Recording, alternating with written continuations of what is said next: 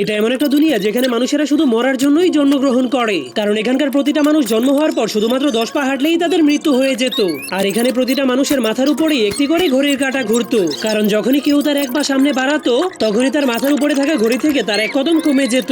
কিন্তু শুরুর দিকে জ্যাক নামের এই ছেলেটা এমনটা হওয়ার কারণ একদমই বুঝতে পারেনি, কিন্তু এরপর সে যখন তার পাশ দিয়ে অনেক চিকন একটা মানুষকে যেতে দেখে তখন তার চোখের সামনেই সেই চিকন লোকটার মাথার উপরে থাকা সবগুলো কদম ধীরে ধীরে শেষ হয়ে যায়, যার ফলে সেই লোকটা মৃত্যুবরণ করে অনেক সুন্দর একটা ফুলে পরিণত হয়ে যায়। ঠিক তখনই একটা প্রজাপতি তার ফুল থেকে মধু খাওয়ার জন্য চলে আসে, যা দেখার পর জ্যাক নামের সেই ছেলেটা প্রতিটা কদমের আসল মূল্য বুঝতে পারে। এজন্য হঠাৎ করে তার মনের ভেতরে মৃত্যুর ভয় ঢুকে যায়, যার কারণে সে তার ঘড়ি দেখার পর বুঝতে পারে এখন তার কাছে শুধুমাত্র 8 কদমই বাকি আছে। এই জন্য সে অনেক সাবধান হয়ে ধীরে ধীরে সামনে যেতে শুরু করে, কিন্তু তবুও তার ঘড়ি থেকে ধীরে ধীরে আরো এক কদম কমে যায়, যার কারণে সে প্রচন্ড ভয় পেয়ে মাটিতে পড়ে যায় আর সামনে যাওয়ার সাহসটাকেও হারিয়ে ফেলে। কিন্তু তবুও সে সূর্যের দিকে দেখতে শুরু করে দেয়, যেটা ঠিক তার সামনে থাকলেও তার থেকে হাজার কোটি কিলোমিটার দূরে ছিল।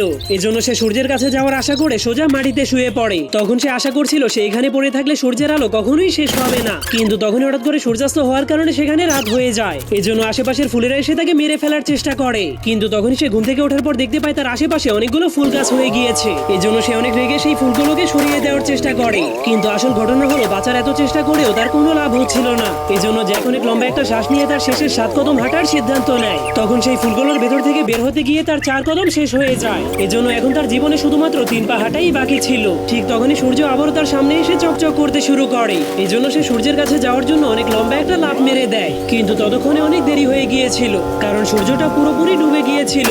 এজন্য এখন জ্যাকের জীবনে শেষ সময় চলে আসে, যার কারণে সে প্রচন্ড ক্লান্ত হয়ে যাওয়ার কারণে মাটিতে বসে পড়ে। কিন্তু তখনই আমরা সবাই